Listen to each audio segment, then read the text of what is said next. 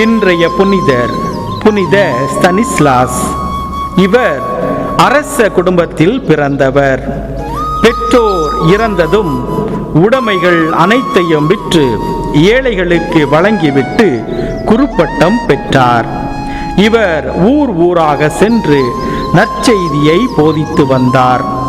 இறுதியில் இவரை ஆயராக தேர்ந்தெடுத்தார்கள். பாவ வாழ்வு நடத்தி வந்த மன்னனை தனியாக அழைத்து கடிந்து கொண்டார். மனம் திரும்பியதாக முதலில் காணப்பட்டவன் பின்னர் இன்னும் மோசமான வாழ்வு நடத்தினான்.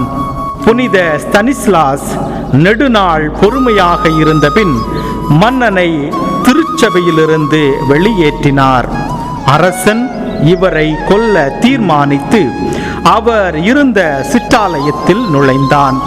இவரை கொல்லும்படி வேலையாட்களுக்கு கட்டளை பிறப்பித்தான். ஆனால் அவர்கள் இவரை கொல்ல மறுத்தார்கள். எனவே அரசனே இவரை கொன்று போட்டான். போலந்து நாட்டிற்கு இன்றும் இவர் பாதுகாவலராக இருந்து கொண்டிருக்கின்றார். நாமும் இந்த புனிதரை போல கடவுள் மீது பக்தி கொண்டவர்களாக பிறரை மன்னித்து வாழ, பிறரை ஏற்றுக்கொண்டு வாழ, பிறர் தவறு செய்கின்ற போது அவர்களை திருத்துகின்ற மனதை இந்த புனிதர் வழியாக வேண்டுவோம். இறையாசீர் உங்கள் உள்ளத்தையும் இல்லத்தையும் நிரப்புவதாக. ஆமேன்.